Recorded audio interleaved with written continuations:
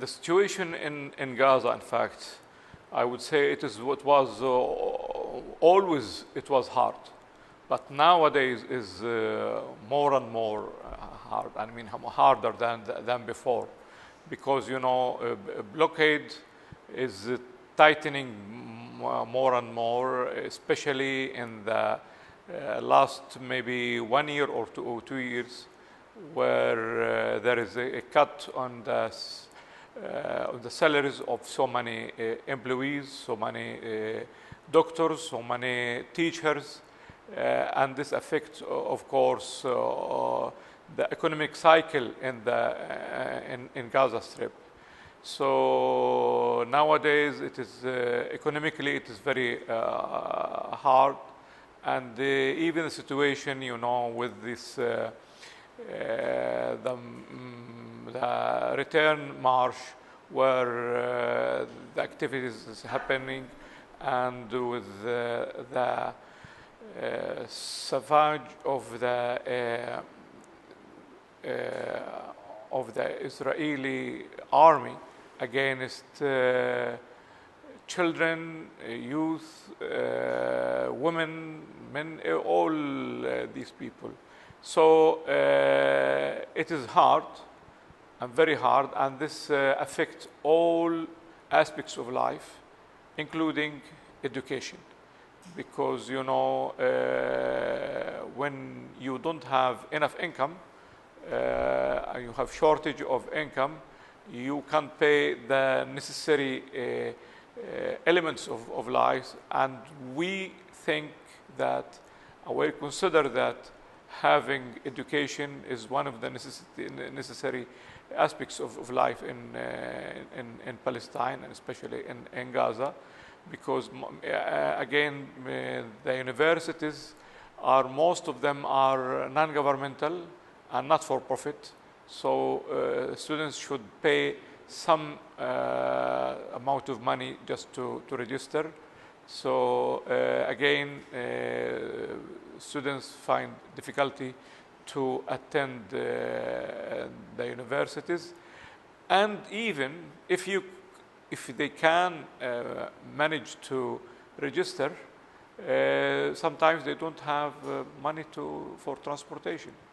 So it is not easy, but alhamdulillah, the people, they have the will, they have the momentum to withstand all these difficulties, to resist, and to show their determination to have their rights, inshallah. The Islamic University of Gaza is the biggest university there. Now it is about 40 years old. We serve about 20,000 students studying in almost all subjects, including medicine, engineering, architecture, science, education, Islamic studies, all aspects. And we offer degrees, almost all degrees, diploma, bachelor degree, master's degree, and PhD degree in some fields as well. And we are trying our best to give good educational system, good quality education for our students and our community, because I think they deserve to have this service. The university was in fact attacked twice.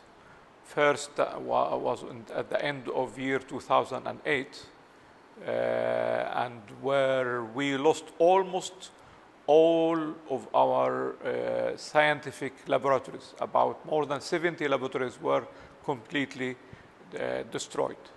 And the second time was in the war of 2014, where the administration building was hit again there.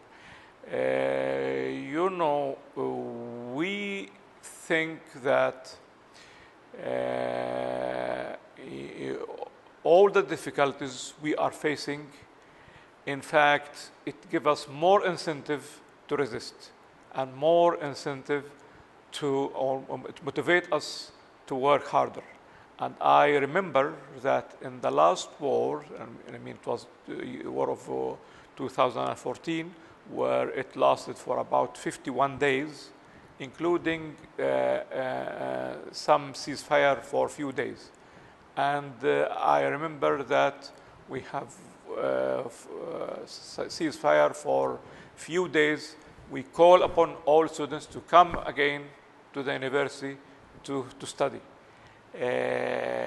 And we think that it is our normal response to defy the will of the aggressor. The aggressor, Israeli army, wanted to finish the life of our life in all of its aspects. So we are in charge of education. So we say, no, we shouldn't surrender. We have to show that we are determined to continue our study. I'd like to be optimistic, but I don't think that will happen in the near future. Unless that some political resolution comes out. But I'm afraid that squeezing of Gaza will continue for some time. With all difficulties Gaza Strip is facing, I would say that for education, for example, maybe we are the best in the area, the whole area. Illiteracy rate is less than 4%, while in surrounding other areas, 20, 30, 40%. And we have colleges, our university till now graduated almost 100,000 graduates, all of them. And each year from 4,000 to 5,000 graduates they are graduating. So I think with the determination that we have, and with of course we got some help from here and there as well.